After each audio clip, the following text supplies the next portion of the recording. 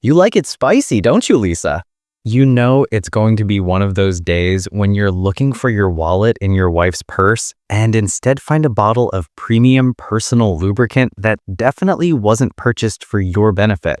Next to it, a box of protections, the expensive kind she always claimed gave her a rash. I'm Danny, 35, and I fix laptops for a living in this sleepy Connecticut town where everyone knows everyone's business. My wife Lisa works as an executive assistant for Morrison & Associates, a fancy law firm downtown. She's always been ambitious, always climbing that corporate ladder like her stilettos were made for it. Standing in our kitchen that Tuesday morning, holding evidence of my wife's extracurricular activities, I felt something cold and calculating settle in my chest.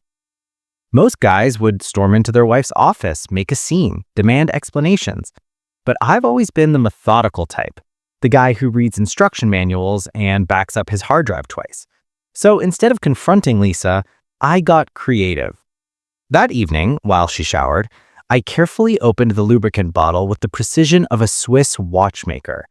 Half the contents went down the drain, replaced with a mixture I'd been saving since my college prank days.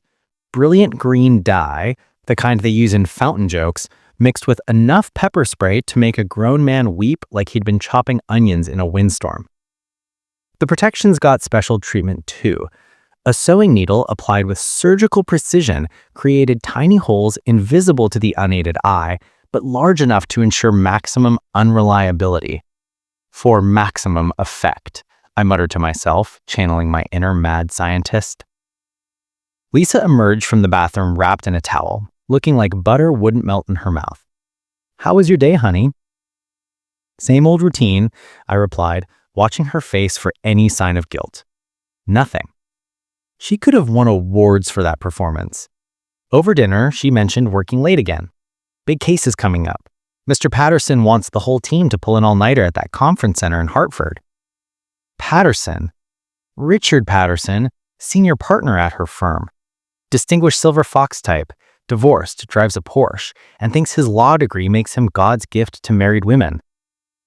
"Which conference center?" I asked casually, twirling spaghetti around my fork. "The Hampton Suites by the interstate. You know, the one with the fancy business center, right?"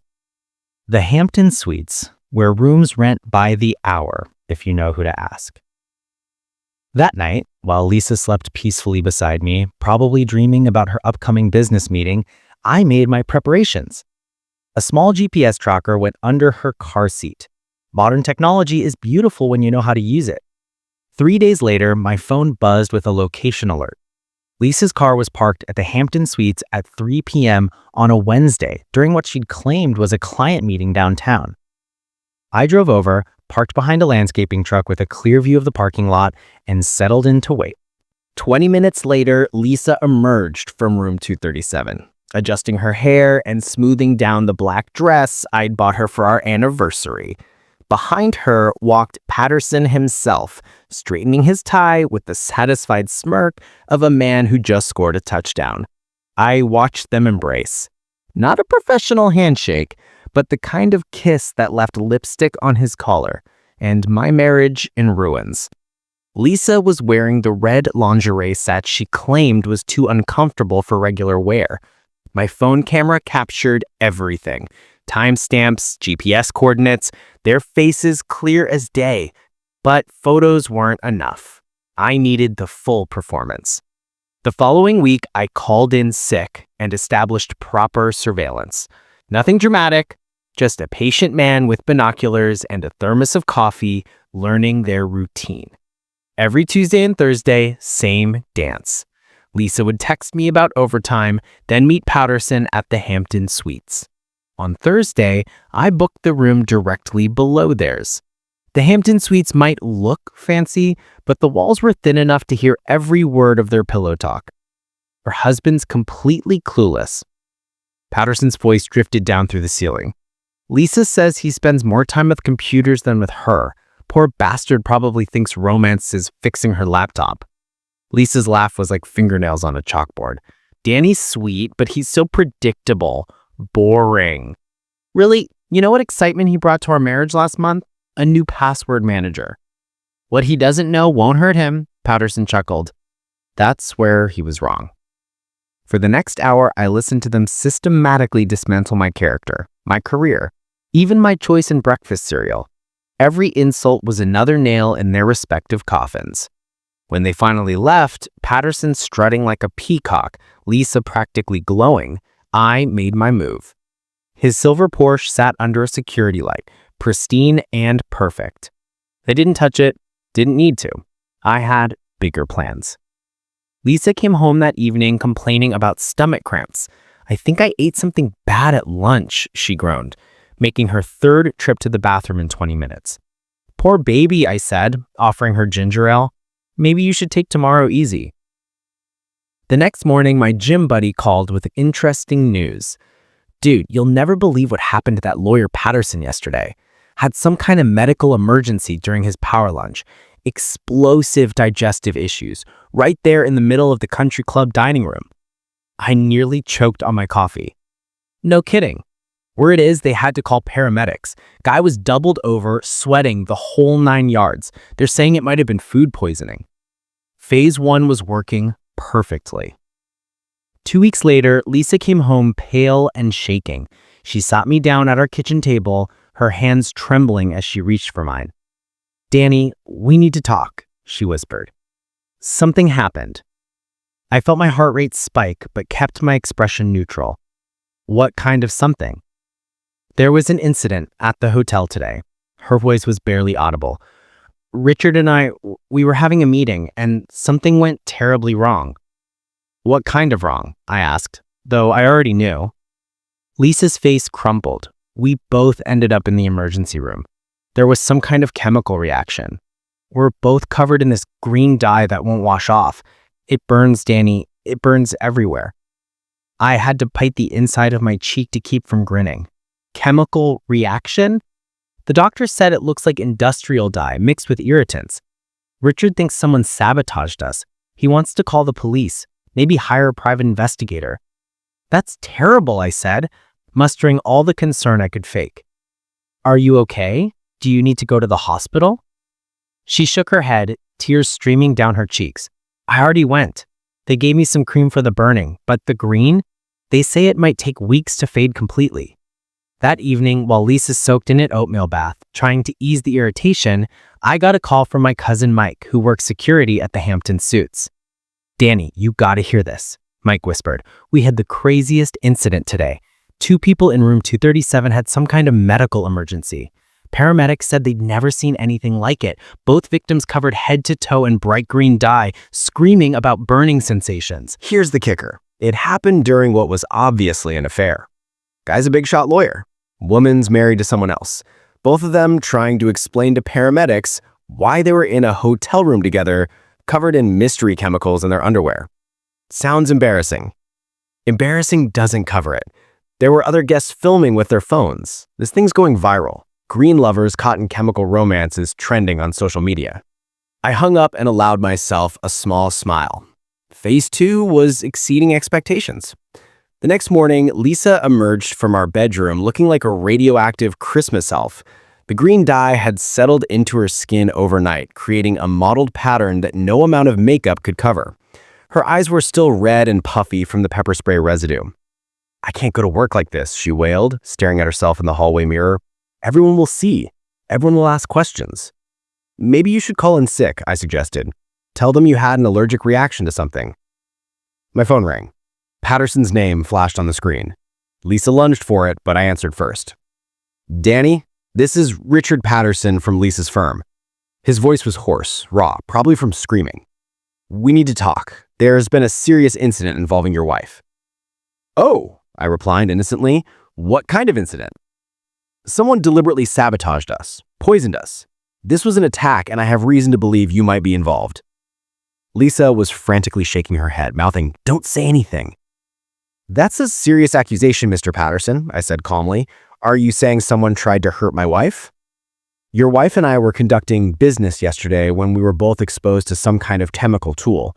We're talking about attack charges here. Business? I let the word hang in the air.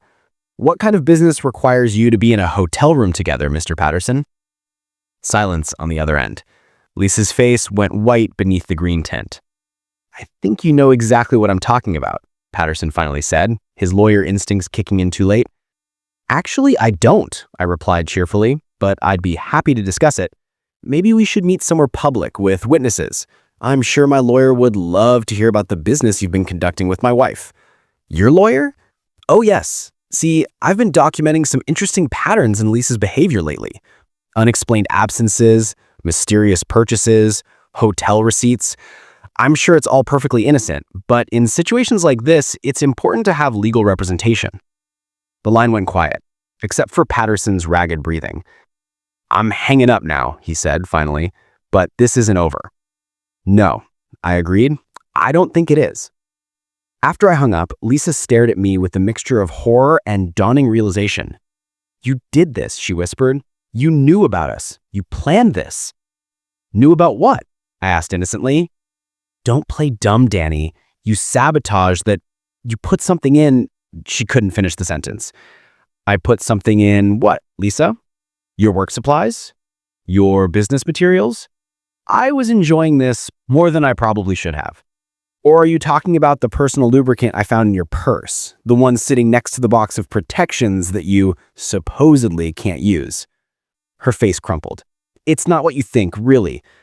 Because what I think is that my wife has been having an affair with her boss for months, lying to my face and using our money to pay for hotel rooms where she can mock my marriage and my manhood.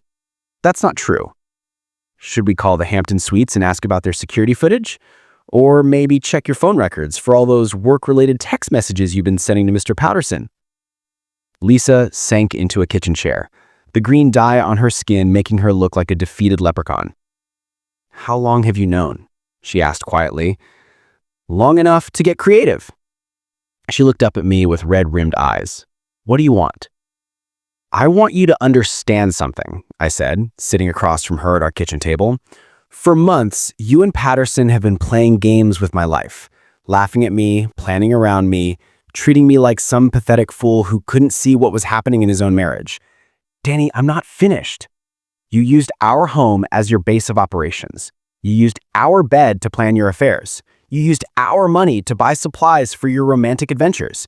And through it all, you looked me in the eye every morning and lied. She was crying now, green-tinted tears running down her cheeks.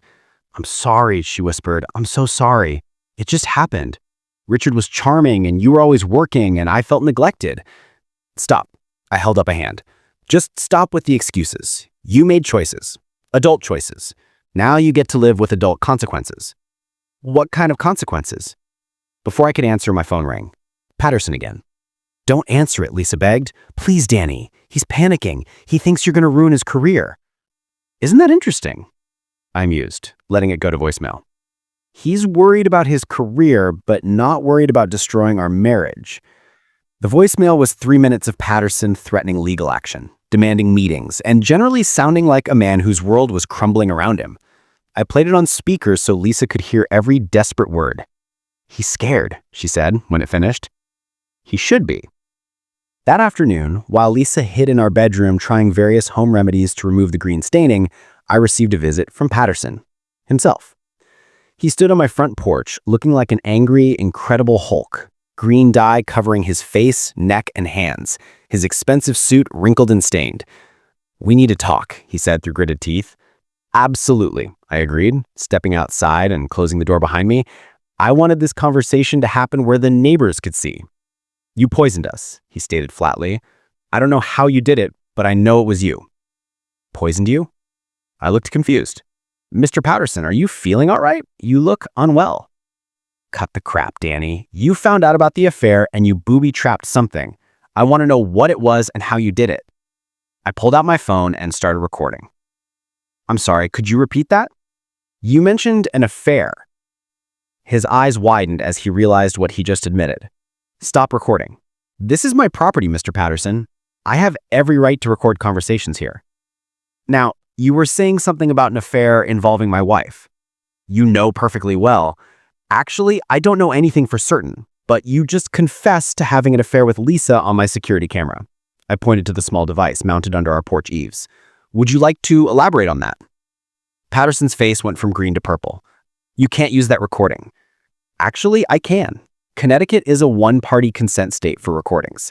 And since we're on my property, I have even broader rights.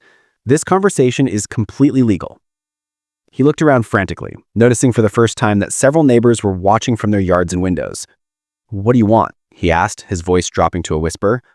"What do I want?" I pretended to consider the question. "Well, let's see. I want my wife to stop lying to me. I want her to stop using our money to fund her romantic adventures. I want you to stop seducing married women in cheap hotel rooms. And I want both of you to understand that actions have consequences." "This was attack," Patterson said desperately. "Chemical attack. I could have you arrested." "For what? You still haven't told me what I supposedly did.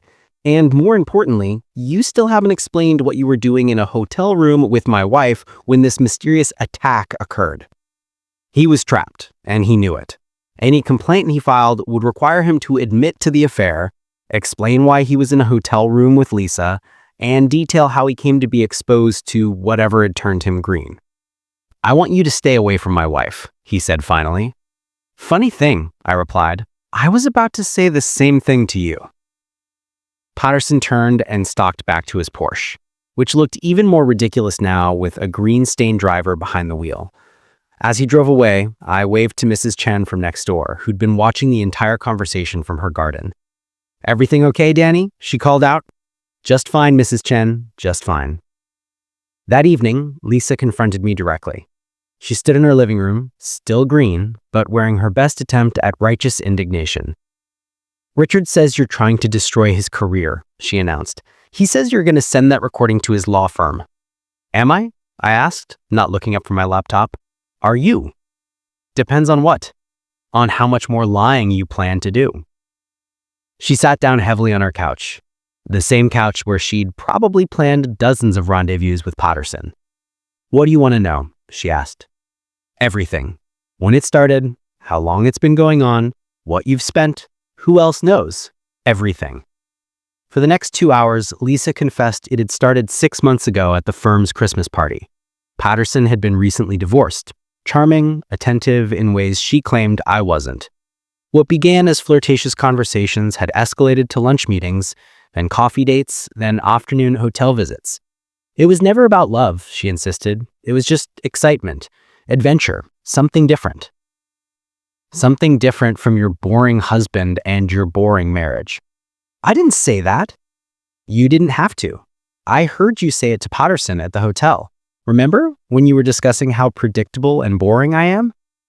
Her face flushed beneath the green tint. You were listening. I was gathering evidence for the divorce. The word hung between us like a sword. Divorce? Lisa's voice was barely a whisper. Did you think there was another option? Did you think I was going to just pretend this never happened? Go back to being the clueless husband while you and Patterson had your laughs? We could try counseling, marriage therapy. People work through affairs all the time. People work through affairs when both parties want to save the marriage, when there is remorse and commitment to change. What I'm seeing from you is regret that you got caught, not regret for what you did. Lisa was crying again, but I felt nothing. The woman sitting on my couch wasn't my wife anymore. She was a stranger who'd been wearing my wife's face while she betrayed everything we built together. I made a mistake, she sobbed.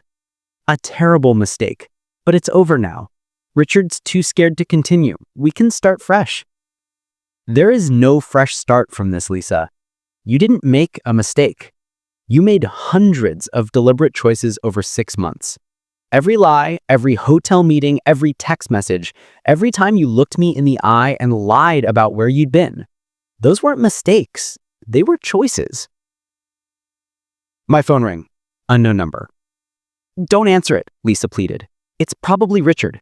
He's been calling all day, panicking about his reputation. I answered anyway, putting it on speaker. Danny, this is Richard. Listen, we need to work something out. This whole situation has gotten out of hand. You think so? I replied conversationally. I'm prepared to offer you compensation for your discretion. We can all walk away from this mess quietly. Lisa's eyes widened. Even she hadn't expected Patterson to try bribing his way out of this. Compensation? I asked. What kind of compensation are we talking about? $20,000 cash in exchange for your silence about this whole affair." I looked at Lisa, whose face had gone white. Her lover was trying to buy his way out of their relationship. "That's very generous," I said. "But I have a counteroffer. I'm listening. You resign from your law firm, leave town, and never contact my wife again. In return, I don't send the recording of our conversation to the Connecticut Bar Association's Ethics Committee." "You can't be serious." "Oh, I'm very serious. You see, Richard, I've done some research on you. This isn't your first affair with a subordinate, is it? There was that paralegal 3 years ago, and the court reporter before that. The Bar Association might be very interested in a pattern of predatory behavior toward employees." Silence on the line. "You're blackmailing me," Patterson said finally. "I'm offering you a choice. The same kind of choice you offered me when you decided to seduce my wife. The difference is I'm doing it openly. This is extortion. No, this is consequences. You can take my offer, or you can explain to your partners why their senior associate is featured in a viral video titled "Lawyer Gets Green with Envy." Your choice." The line went dead. Lisa stared at me with something approaching awe. "I never knew you could be so cold." "Calculating. Ruthless," I suggested. "You're right. You didn't know me at all. You knew the version of me that paid your bills and fixed your computer problems, and pretended not to notice when you came home smelling like another man's cologne. That's not fair. What's not fair is spending 6 months being made a fool of by the two people I trusted most. What's not fair is coming home every day to a wife who was counting the hours until she could run off to her lover. What's not fair is working overtime to pay for the hotel rooms where you mocked our marriage." My phone rang again. Lisa's friend, Jenny. "Don't answer it," Lisa said quickly. "She doesn't know anything about this." I answered anyway. "Hi, Jenny." "Danny. Oh, good. You answered. I've been trying to reach Lisa all day, but she's not picking up her phone. Is everything okay? There are these crazy videos going around social media about some kind of chemical accident at a hotel, and people are saying it looks like Lisa." I handed the phone to Lisa. "Your friend wants to chat." Lisa's conversation with Jenny was painful to listen to. Standard excuses, obvious lies, desperate attempts to control the narrative. Jenny wasn't buying any of it. "Lisa, honey, the whole town is talking about this. The video shows you and Richard Patterson coming out of a hotel room covered in green stuff, both of you barely dressed. What am I supposed to tell people when they ask me about it? Tell them it was a work accident. We were reviewing documents and there was a chemical spill in a hotel room at 3 in the afternoon. Come on, Lisa. I'm your friend, but I'm not stupid." After Lisa hung up, she turned to me with desperation in her eyes. "Jenny's going to tell everyone," she said. "By tomorrow, the whole town will know." "They already know," I replied. "Social media works fast in small towns. My career is ruined. My reputation is destroyed. My friends won't talk to me." "Probably," I agreed. "That's what happens when you make spectacularly poor choices in public. You did this on purpose. You wanted me to be humiliated. I wanted you to face consequences. There's a difference." Lisa stood up, pacing our living room like a caged animal. "What if I told you I was pregnant?" I looked up from my laptop. What if I was... "Are you pregnant, Lisa?" "I could be. We haven't been careful lately." "When you say we, are you talking about us or you and Patterson?" Her face went red. "Us? You and me, our baby." I pulled up a calendar on my laptop. "Interesting. According to my records, we haven't been intimate since March 15th. It's now May 23rd. So either you're claiming to be 2 months pregnant and just now noticing, or you're lying again." Lisa's shoulders slumped. "It could be yours. Could be. That's not how paternity works, Lisa. Either the baby is mine, or it's Patterson's. Or there is no baby. Which one is it?" "There's no baby," she whispered. I thought maybe if you believed I was pregnant, you'd be willing to work things out. So you lied again. Even now, when everything is falling apart, you're still lying to me?" "I'm desperate, Danny. I don't know what else to do." "You could try telling the truth just once for novelty's sake." That night, Lisa slept in our guest room. I lay in our bed staring at the ceiling, processing the complete destruction of my marriage. It should have hurt more. The fact that it didn't probably said something significant about how dead our relationship had been long before I found that lubricant in her purse. The next morning brought fresh developments. Patterson had indeed resigned from his law firm, citing personal health issues. The local newspaper ran a small item about it, mentioning that he was leaving town to pursue opportunities elsewhere. Lisa came downstairs looking like death warmed over. The green dye was starting to fade, leaving her with a sickly yellow tint that somehow looked even worse. "Richard's gone," she announced. "He texted me this morning. He's leaving Connecticut." Good for him. He said he couldn't handle the pressure, the humiliation. His law partners were asking too many questions. Sounds about right. He also said, she paused, clearly struggling with whatever came next. He said I was on my own now, that he never promised me anything beyond what we had. And what did you have, Lisa? Hotel rooms? Lunch dates? Text messages? She laughed bitterly. 6 months of my marriage for hotel rooms and text messages. Was it worth it? She looked at me with hollow eyes. What do you think? I think you traded a marriage for in fantasy. I think you convinced yourself that what you were doing was romantic and exciting when it was just sordid and selfish. And I think you're only sorry because you got caught. That's not true, is it? If my little chemistry experiment hadn't happened, would you have ended the affair? Would you have come home and confessed everything? Or would you still be sneaking around behind my back? Lisa couldn't answer, which was answer enough. The divorce papers were filed the following Monday. Lisa didn't contest anything. She couldn't afford a lawyer, and she had no ground to stand on. I kept the house, the savings account, and both cars. She kept her student loans and credit card debt. 6 months later, I was sitting at Murphy's Tavern with my buddy Mike, watching a basketball game and enjoying the first peaceful evening I'd had in years. Ever wonder what happened to Patterson? Mike asked, nursing his beer. Not really, I replied honestly. Don't care. Heard he's practicing insurance law in Florida now. Ambulance chaser stuff. Quite a come down from corporate litigation. I nodded, filing that information away, but not really caring. And Lisa? What about her? Heard she's working at that call center outside Hartford, living in some apartment complex with thin walls and loud neighbors. I shrugged. People make choices. You did what you had to do, Mike said quietly. I did what they forced me to do, I corrected. They wrote the playbook. I just used their own rules against them. My phone buzzed with a text from an unknown number. Danny, this is Lisa. I know you probably don't want to hear from me, but I need you to know something. I realize now what I lost when I lost you. Richard was never going to leave his world for me. He was never going to choose me over his reputation. I threw away 8 years of marriage for 6 months of lies. I know you'll never forgive me, and I don't deserve forgiveness, but I wanted you to know that I understand now what I had, what I destroyed. I hope you find someone who appreciates you the way I should have. I deleted the message without responding. Some guys hire private investigators when they want revenge.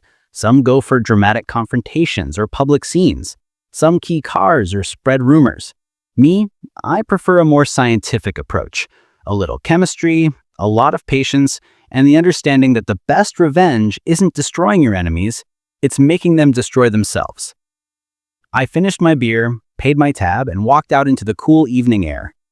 Behind me, Murphy's Tavern buzzed with conversation and laughter, life continuing as it always does. Tomorrow might bring another call from Lisa, or news about Patterson's continuing decline.